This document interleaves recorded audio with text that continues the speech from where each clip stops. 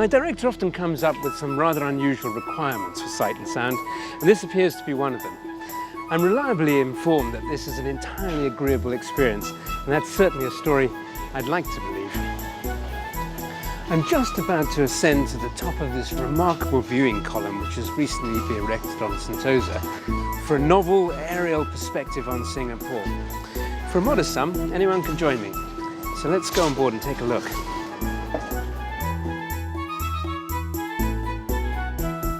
Our man with the hat's going up in the world, and I must say that this novel device is a rather eco-friendly way of accomplishing it. Much better than building a tall and obtrusive observation tower, and it certainly puts a whole new spin on Sentosa, doesn't it? The view of one of the world's finest and most famous harbours is quite magnificent, to say the least.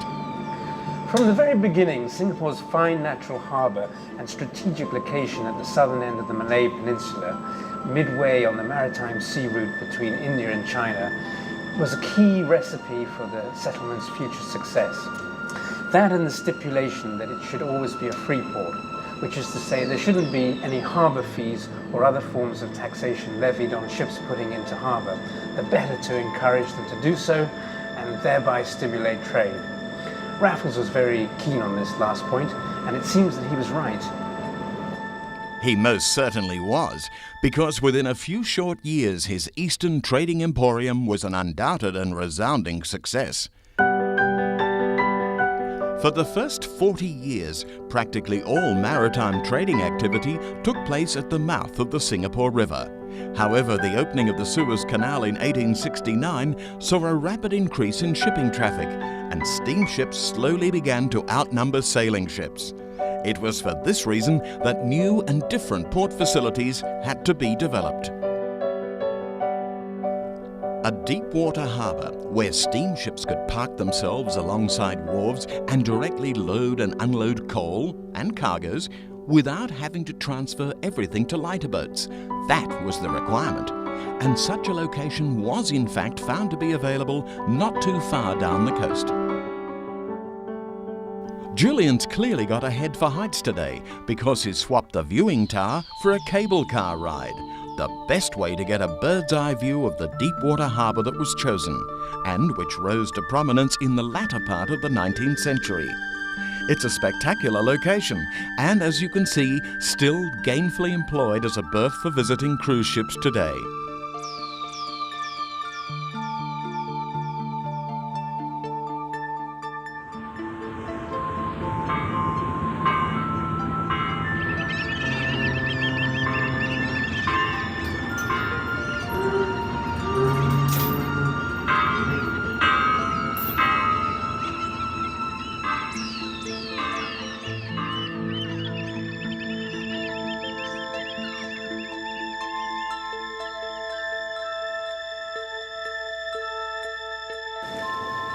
A remarkably pretty piece of water and considerably less busy than it was 50 years ago. However, let's catch up with Julian again, no longer airborne and at Labrador Park at the western end of the harbour.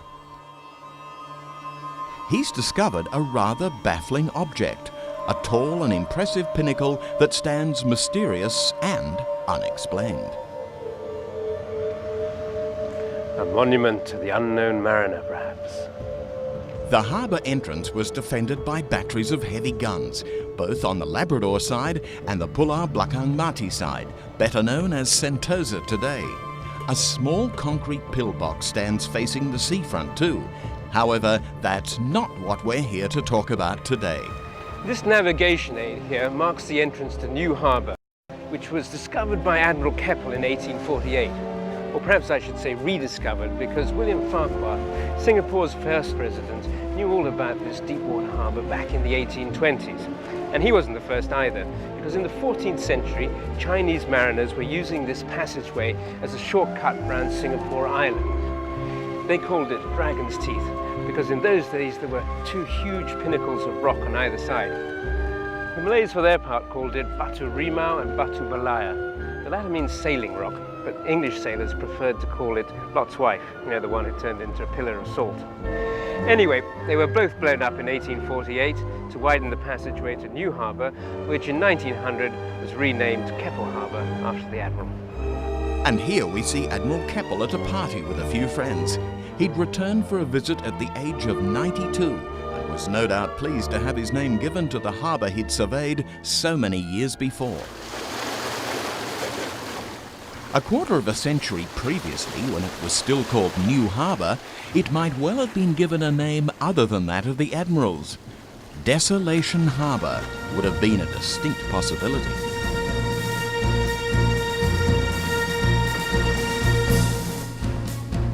In April 1877, on Friday the 13th no less, a huge fire broke out and raged through the waterfront wood and hut-up sheds.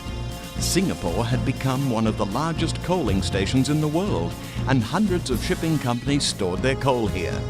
It was this highly combustible fuel stock that ignited, and the entire port facilities would have been destroyed had the fire not been swiftly brought under control.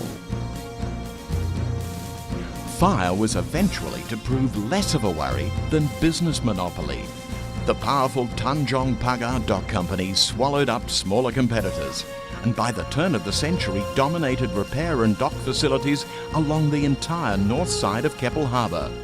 In the interests of turning a tidy profit for its shareholders, it proved very reluctant to spend money on long overdue upgrades to its facilities. The Straits Settlements government lost patience with it and expropriated the company, establishing in its place a more efficient and less recalcitrant body to administer the docks, the Singapore Harbour Board.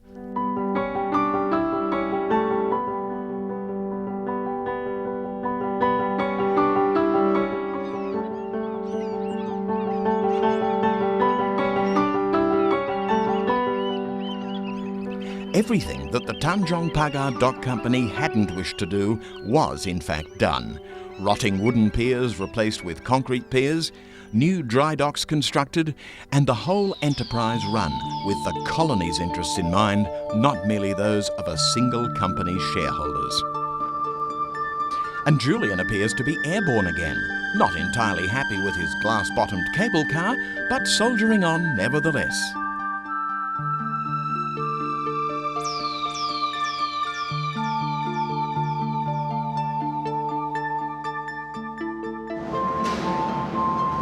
And over there is Pulau Brani, which used to be a kampong in the early days of Singapore. Then before it got caught up into the dockyards, it was the location of Singapore's first modern smelter. In fact, the first smelter in the region, because of course at that time the tin industry was developing in Peninsular Malaya. And so good was it that people sent their tin ore to be smelted from as far away as South Africa and Australia. A lot of business went through Pulau Brani in those days, but now it's been caught up as part of the container port.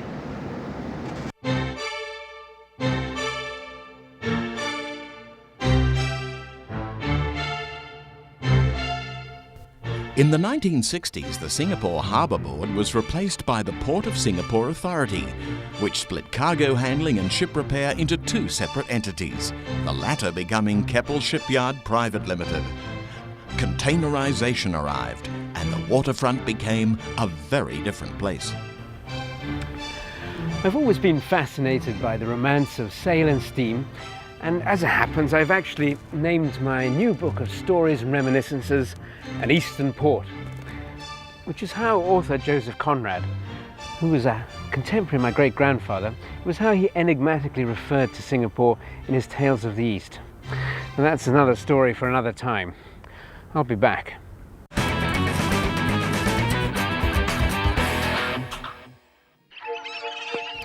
In the mid-19th century, the ships that docked here represented Singapore's communication link with the rest of the wider world. And this meant that news travelled just about as fast as these ships could sail, which was around 7 knots or 12 kilometres per hour, given a fair wind behind the canvas. A letter sent from here to London couldn't really expect a reply within about 160 days or 5 months, and that was priority post. The advent of steamships and the opening of the Suez Canal halved the turnaround time from 5 months to a speedy 70 days. However, technology, such as it was back then, was just about to revolutionize communications. The ambitious plan was to put in place a network of submarine telegraph cables that would link England, and more specifically the Colonial Office in London, with every furthest reach of the British Empire. And that in the 1860s was about the technological equivalent of putting a man on the moon, and probably no less expensive. Singapore was a vital link in this global system of communication, and evidence of its participation is still around today. These beautiful black and white houses on the slope of Mount Faber were built for the Eastern, East Asia and China Telegraph Company, better known today as Cable and Wireless. The building that you see behind me was erected in 1906 and was intended as quarters for the jointers. Now, the jointers were the men who were responsible for connecting up the submarine cables that ran all the way from here to Porthcurno in Cornwall. The cable came ashore at various strategic locations to make it easier for maintenance, and as it happens, my grandfather actually worked for Cable and Wireless, and he was stationed on the island of Rodrigues in the middle of the Indian Ocean. Even so, it's incredible to think of a cable stretching all the way from here to England, and also on beyond to China and Australia. Now, one's position in the company was reflected on whereabouts on the hill one lived. Naturally, the most senior members of staff lived at the very top, the Tuan Bazaars as they were called. And this house on my right was originally intended for a junior electrician. And he didn't get such a bad deal, methinks. I wouldn't mind living there myself. The street names round Mount Faber reflect something of the history of the place. I'm standing here on Morse Road, and just over there is Pender Road, two of the most famous names in the history of telegraphy. John Pender was the man who realized the dream of global telegraphy. He started out by laying a cable across the Atlantic, thereby connecting the old world with the new, and that was in 1865. And 5 years later, he successfully linked up Europe to India. Singapore came online a little later that same year. Now, Samuel Morse was also a man of considerable achievements, a painter, sculptor, chemist, physicist, and of course the man who actually invented electromagnetic telegraphy. And one shouldn't forget that having done so, he then came up with the Morse code, all those dots and dashes, which enabled the alphabet to be transmitted electronically. Clever chap.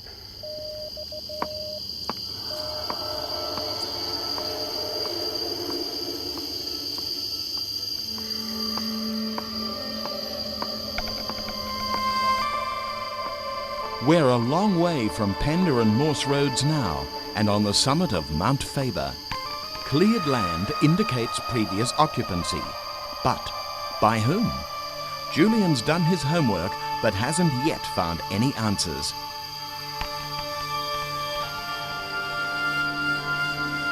The clearing, however, is of less interest than the construction beside it. A tall, partially overgrown, red brick tower.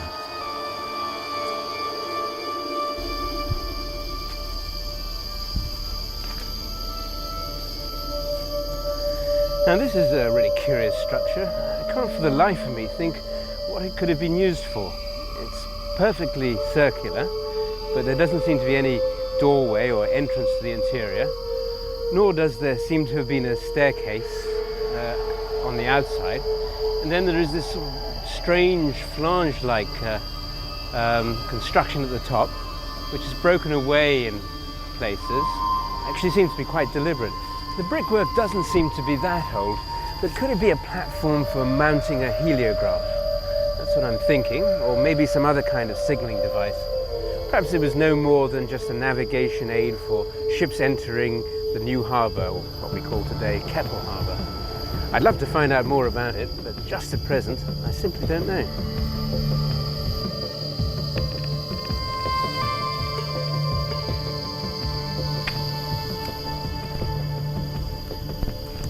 If there are any viewers out there who have some idea of what this curious edifice might be, I'd very much like to hear from them. You can email me, please.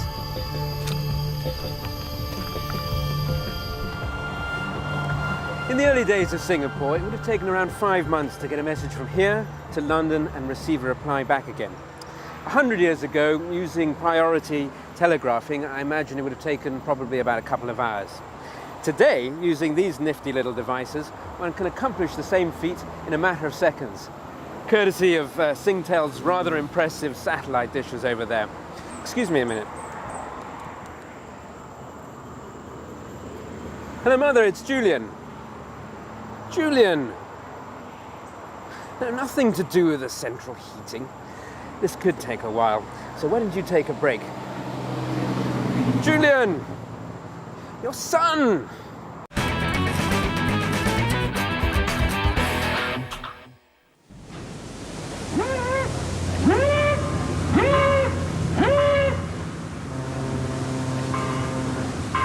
No program on the island's maritime heritage would be complete without a mention of the famous British naval base at Sembawang. But I'm afraid a mention is all they're going to get. When the British finally departed from Sembawang, they took all their photo albums with them. And today they want very large sums of money just to let anyone see them. Well, my director and I, we pooled our resources and we came up with exactly $48.52. And this, I'm afraid, is all that it bought us. Rather less than half a photograph. Clearly the British place a very high value on their history. Today the naval base has become the Sembawang shipyards, but we still can't show you anything of them either. Security measures preclude the Sight and Sound team from stepping inside, and even the historic entrance gates are strictly off-limit.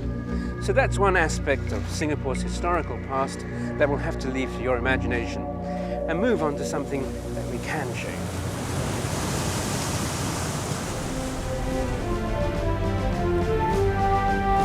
You may recall from the last series that I was writing a book about the black and white houses of Singapore, and I called these the last gasp black and white houses. They were built in the 1930s and the years before the Pacific War for the British Navy. And although they're distinctly 1930s in feel, you can still see the essential elements of the black and white house. And I'm thinking here of the black and white houses that were built by the Public Works Department in around 1910 and in the years immediately after the First World War. You still have that forward projecting porch and the nice symmetrical elevations raised on high brick piers. Jolly nice places to live.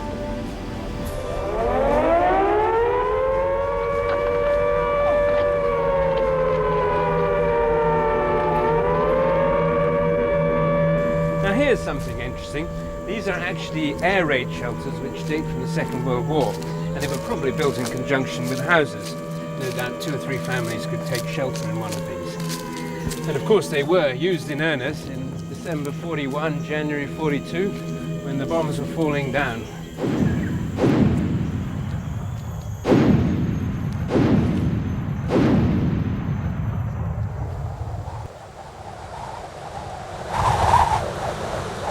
There's another house in Sembawang which has a naval connection, and you may recall that we paid it a visit in our first series of Sight and Sound, Bewley House. Between 1940 and 1942, this was the residence of the most senior naval officer in Singapore, and indeed the Far East, one Admiral Leighton. Now, nice though the house is, it's a very modest place in terms of size, and the Admiral could probably have had a far grander residence close to the town. But obviously he preferred the sea breezes and the view over the Johor Straits, and this is where he chose to live. Also, it was much closer to work. The naval base was just down the road.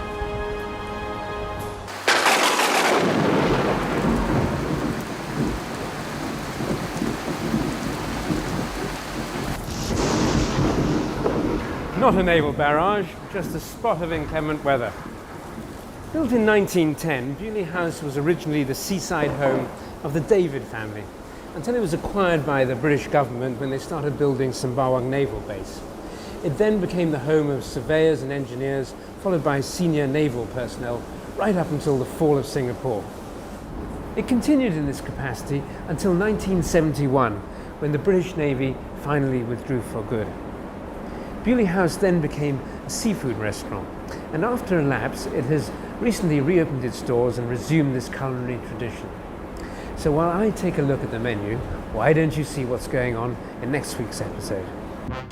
Our man with the hat reveals hidden talents next week. Is he a keyboard king or a pool room hustler? All will be revealed in Clans and Clubs and Social Hubs, when Julian checks out the Tanglin Club, the Swimming Club and the Mahjong Club. Will anyone consider him for membership? The British Club might, if he's good with billiard cues and financial dues, but would you really want this man in your club? It's a tough call. Next week on Sight and Sound. These days, seafood is probably the closest most of us will get to Singapore's long maritime past. A past that is all too easily forgotten, what with all the buzz surrounding IT industries and all that other high-tech 21st century stuff. But it shouldn't be forgotten that it was the island's strategic location on the sea routes between east and west which brought Raffles to Singapore in the first place. And the sea still continues to play an important part in our economy even today. Indeed, it just so happens that the port of Singapore is actually the busiest in the world. So by way of celebration of that happy fact, I'd like to raise my glass in a toast to all those who go down to the sea in ships. See you next week. The first was, sorry, I haven't got this here, right. Sorry, even though I was, ran out of steam at the end, but that's the thing, okay?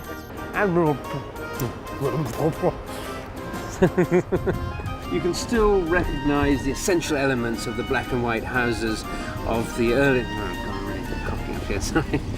What did I say? That is to say, midway between China and India on the map. Oh, sorry, I haven't learned these lines properly. I haven't written them yet.